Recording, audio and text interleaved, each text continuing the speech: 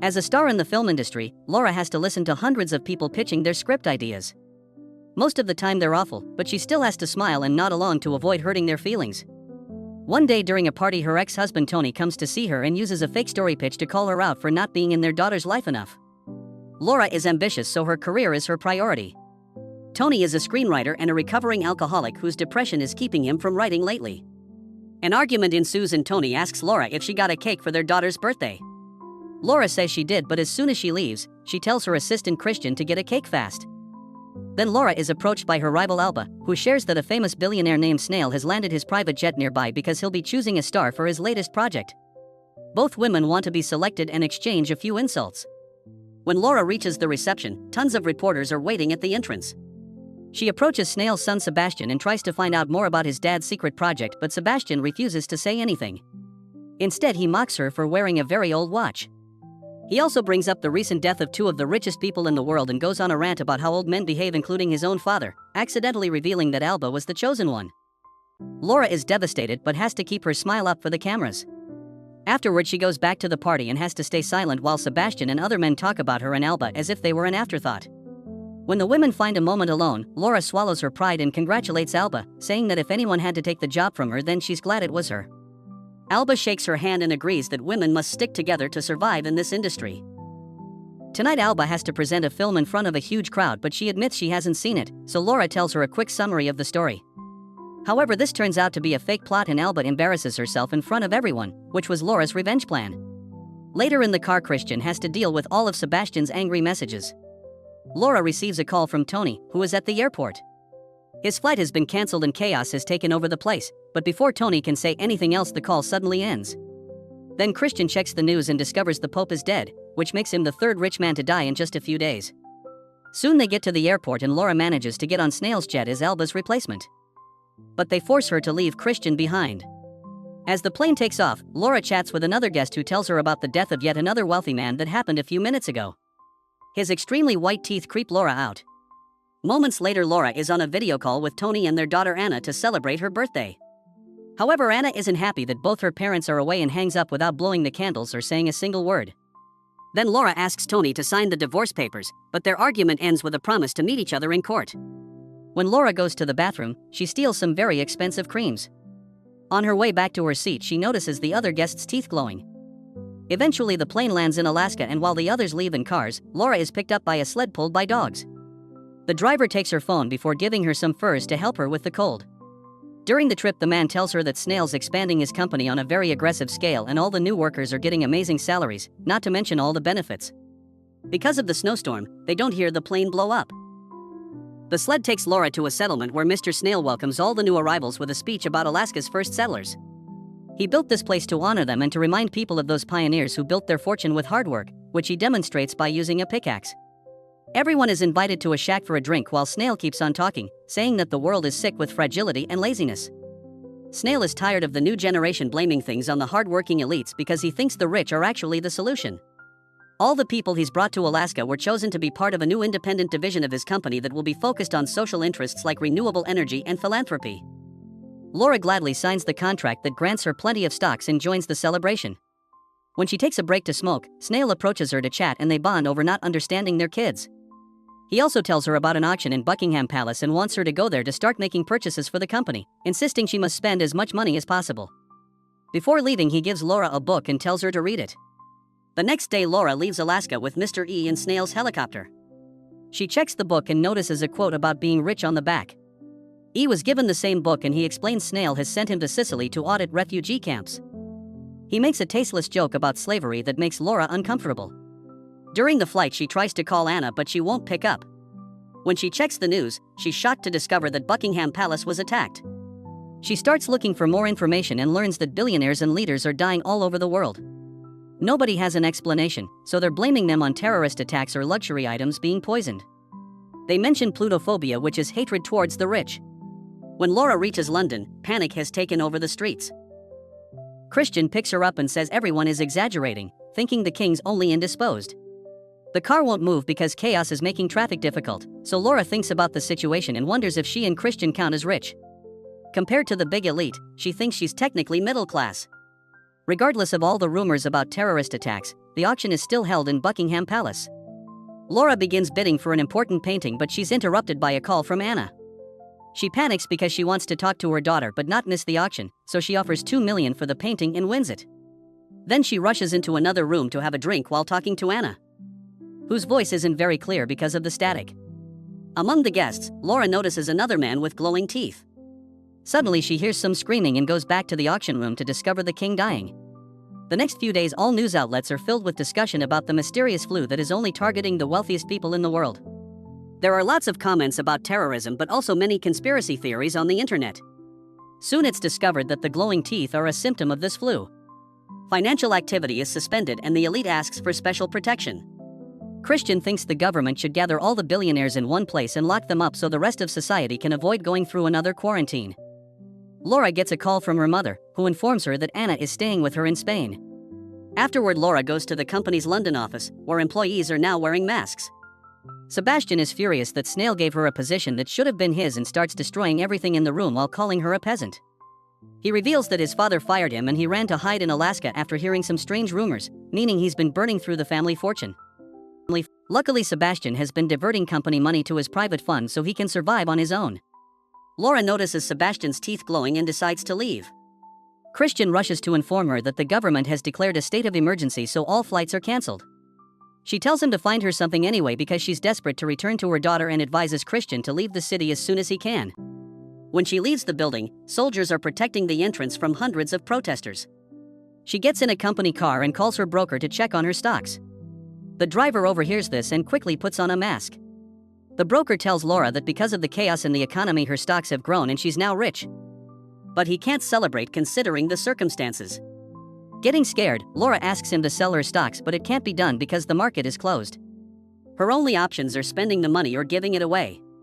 Then Laura goes to her apartment and begins packing, but she can't help stopping at the mirror to look at her teeth.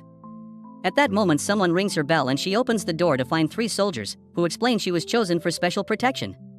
She can stay in her apartment or be taken to a safe location, and Laura chooses the latter. However, when she goes to her room to grab her bag, she escapes through the window and goes down the fire escape to reach the parking lot with her car. Moments later, Laura is leaving the city and finds signs with graffiti asking to kill all rich people to contain the virus. Eventually, she finds the road blocked by too many cars and has to continue on foot. She then finds Christian, who has gotten her a spot on an old private plane. People are fighting to get aboard and a man is so frustrated that he throws a lady's dog, who ends up getting hit by another plane. Before leaving, Laura pretends that Tony is trying to take all her things in the divorce and asks Christian to take hold of her assets until the agreement is done. However, he can tell she's trying to pass her fortune to him and walks away without signing anything. Once everyone is aboard, the plane takes off with lots of shaking. Laura calls Tony to tell him she'll be in Barcelona in 6 hours and learns that he's at her mom's too. She tries to protest, but the call is cut short by bad signal. Then the passengers start discussing the situation and it immediately escalates into a big argument. However, everyone starts freaking out when they notice that the dog-throwing man has glowing teeth. The other passengers call him infected and try to attack him, so the man defends himself and starts beating people up. They accidentally fall on a lever and open the plane door, but this doesn't stop the fight. The man and the dog owner grab each other's faces to cause severe wounds, and another passenger uses the chance to kick them both off the plane. Once the flight has calmed down, Laura checks the news on her phone and learns all billionaires have been quarantined. Many of them are destroying their most valuable assets, hoping it'll keep the sickness at bay. People online are calling the virus the rich flu. Eventually, Laura arrives in Spain and sneaks out of the airport to call Tony. While waiting for him, she searches Snail's name and finds many articles saying he's disappeared without a trace, but his assets have been destroyed. Getting suspicious, Laura grabs the book he gave her and rereads the quote.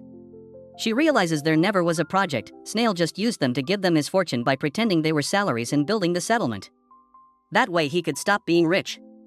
Laura yells in anger and throws the book away. At that moment, Tony picks her up in his car. During the trip, he explains the situation here is the same. All the rich people were taken away and nobody dares to go to work. When they find the road blocked by cops, Laura worries about her bag, which contains her jewelry and cash. Tony scolds her before hiding the bag and stopping the car so the police can do their check. Their health appears to be fine, and when an officer is about to look inside the car, a truck speeds down the road and crashes against the police barrier, causing a small explosion. With the officers rushing to take care of this, Laura and Tony use the chance to get back in the car and drive away. In the city, explosions are happening everywhere and people are rioting in the streets while the government is trying to apply emergency protocols. Tony and Laura travel to a small town in the mountains and find houses with anti-rich graffiti on the walls. Laura searches for Anna and finds her having fun with other teenagers while wearing an anti-rich t-shirt. A furious Laura doesn't say a single word to her daughter and instead goes looking for her mother Marta to complain about putting her ideals in the young girl. However, Marta reminds Laura that Anna is safe thanks to her. Afterward, Laura joins the communal meal, but everyone is watching her with distrust. A gentleman notices her watch and remembers she bought it with her first salary, so he's impressed to see she still has it. Another man points out the virus is moving down the social hierarchy and wonders when it'll be Laura's turn. That night, Laura confesses to Tony that she's rich and what she tried to do to Christian. She also admits she's worried she may already have the virus and considers leaving. At that moment, the gentleman from lunch comes to warn her that the locals are angry and want her gone. An argument ensues because Marta and Tony don't want her to go, but soon an angry mob surrounds the family as they demand Laura to leave. Moments later, the entire family leaves together on a ship. Marta says she has a friend in Tanzania who lives off the grid and can take them in. There's a long journey ahead of them, and while they sail, they often see other ships trying to get away too. They survive by fishing and gathering water from the rain. One night, they hear a strange noise and realize it's a woman floating on a board asking for help. They immediately throw a rope to bring her to their ship and feed her. Her name is Yolene, and she explains she was adrift for 6 days. Suddenly, a military ship appears next to the families, revealing they've reached the coast of Libya. The soldiers explain that their country isn't accepting refugees at the moment before moving to arrest the family and tie their ship to the military one. The next morning, the ship's Zero stop near the coast of an African island before the soldiers tell the group to jump into the water and swim. When the group tries to protest, they're pushed off. Yolene and the family swim to the nearest beach and find a memorial dedicated to all the migrants who lost their lives at sea. The group then searches the area and finds a refugee camp, where a huge crowd gathers around an army car to have a chance to grab some food. Yolene pushes her way through the violent mob and manages to get some supplies that she shares with the family. Afterwards, some doctors run a quick test on them to make sure they're healthy. People are being separated by place of origin, so Yolene is sent to the African tents while the family joins the other Europeans. A soldier tells them that they lost contact with the mainland 4 days ago and that Africa is only accepting their own citizens. Laura tries to explain she donated lots of money to African charities, but the soldier points out that's not how things work here. This means the family is stuck. While looking around, Laura is surprised to find E, who tells her that poor countries are doing fine while Europe is burning. He advises her to take shelter and not to come out until dawn. When he takes off his mask, he reveals glowing teeth. That night, Yolene and the family leave the camp and hide under some old debris. Laura tries apologizing to Tony for the way their relationship ended, but Tony stays silent, so she forces him to show her his teeth. It turns out they're glowing because he signed the contract that Christian ignored, so he's the current owner of Laura's fortune. The duo goes outside to discuss this and Laura starts crying while Tony tells her to protect their daughter. At that moment, 2 men appear and knock out Marta before kidnapping Anna. Following her screams, Tony and Laura chase after them. Once they're close enough, they jump on the men to attack them, but Laura is easily overpowered and Tony has to fight both men himself. He starts beating up a man on the ground only to get stabbed in return, so Laura pushes Tony off and smashes the guy's head with a rock. Then she moves to the other guy to give him the same treatment, leaving her family in shock at her savagery. In the morning, the group returns to the camp and discovers it's been absolutely destroyed. They work with the survivors to build a huge boat and leave the island altogether. After sailing for several days under heavy rain, the boat is finally getting close to the African coast. However, a patrol ship appears and rams the boat to destroy it, sending all the refugees into the water while hoping to drown them. Laura holds onto some debris while yelling Anna's name to no avail. After being adrift for a while, Laura and some refugees are dropped on the African shore by the waves. The police are coming to arrest them all, so Laura immediately starts running and crosses a tunnel and a big wall to reach some abandoned buildings. She rushes from room to room searching for a place to hide and comes across an old lady who agrees to lend her some clothes. Now looking like a local, Laura returns to the streets and the soldiers don't even notice her. She goes back to the beach and finds a group of locals that rescue refugees. Anna and Yolene are safe, but Marta is dead and they never found Tony. All the refugees are put on a truck and travel on a pile for days. After stopping for food and water, they have to keep moving on foot. Eventually, they make it to a beach where people are slowly building a village from scratch. The refugees are forced to put their personal possessions in a bowl so they can be used by everyone. And Laura has no choice but to leave her beloved watch too. From then on, Laura and the girls have to learn how to live off the land and help the community. One evening, Laura sees a woman wearing her watch and follows her to make a deal. She wants her to exchange the watch for some pretty shells she's been collecting. As she smiles, her teeth begin getting whiter. Thanks for watching. Please like and subscribe for more videos like this.